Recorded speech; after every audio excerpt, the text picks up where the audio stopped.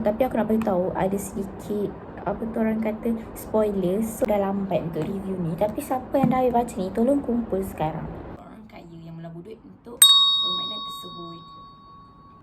So buku ni menceritakan tentang Sofia, seorang mahasiswi terbaik universiti yang masuk ke satu company yang bernama syarikat Rice. Okey, Sofia ni masuk disebabkan nasib baik dia je. Okay, Sofia ni masuk disebabkan satu organisasi rahsia yang membantu dia selama ni. Tapi dia lari daripada organisasi tu selepas dia masuk ke syarikat tu. Dan beberapa tahun selepas tu dia terjumpa dengan kawan lama dia iaitu Dani. Okay, lepas dia jumpa dengan Dani tu, organisasi tu datang balik ke hidup Sofia dan membantu Sofia. Sebab dekat syarikat ni dia asyik kena bully dengan majikan dia, iaitu dengan pengurus projek ni, iaitu dia punya bos yang atas dia lah. Tolak daripada projek yang dia bina sendiri. Lepas tu bos dia suruh dia buat projek yang dah lama batal, yang dah lama mati. Organisasi tu lah yang tolong dia. But sebenarnya bila korang sampai ke bahagian Sofia kena bunuh seorang kanak-kanak perempuan tu, sampai kat bahagian tu dia kena langgar dengan motor. Okay, kena langgar dengan motor.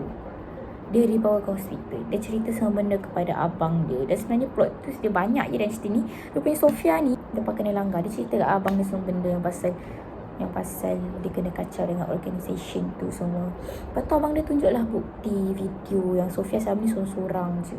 Okay, start dari situ aku seram, aku takut. Aku tahu aku dah agak perempuan ni mesti psycho perempuan ni. So aku macam takut. Aku dah mula takut, bulu roma aku dah mula naik sebab aku takut.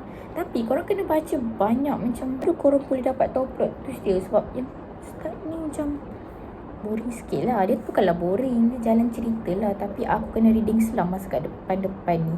Yang dekat sini sampai organisasi tu datang balik barulah dia start best. Lepas tu yang belakang ni terus best sangat-sangat.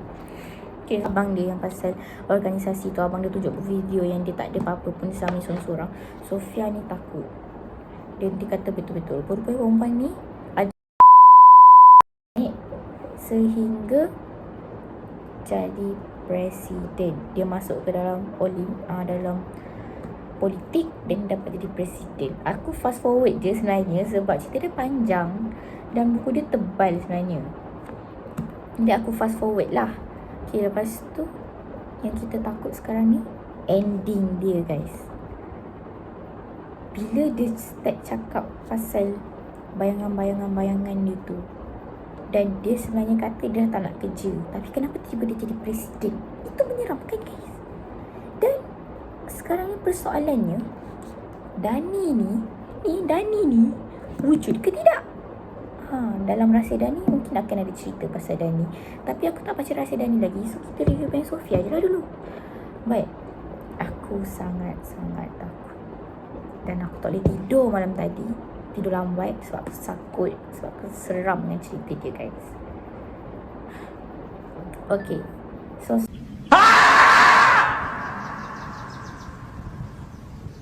review aku adalah, aku suka Temeh punya penulisan untuk Bayang Sofia ni, Temeh Abdullah ni, sebab dia macam laju.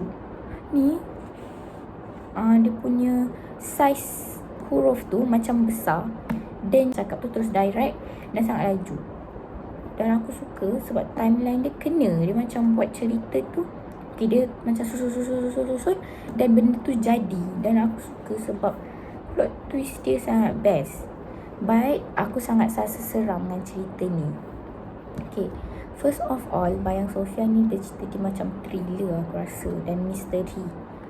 Second, suka penulisan dia sebab sangat direct dan laju. Ni senang dan buku ni best. Cuma depan tu kalau korang baca kena reading selam macam aku. Okay, tak apalah, depan je. Belakang dia tu terus satu malam je aku habiskan. Buku ni aku baca 2 hari. Hari pertama yang depan ni, hari kedua aku masuk terus bab organisasi tu datang dan terus belakang sampai habis. Seram ni. Okay, second, aku nak cakap pasal apa tadi? Okay, so bintang aku untuk Bayang Sofia ni, aku boleh letak dalam 8.5/10.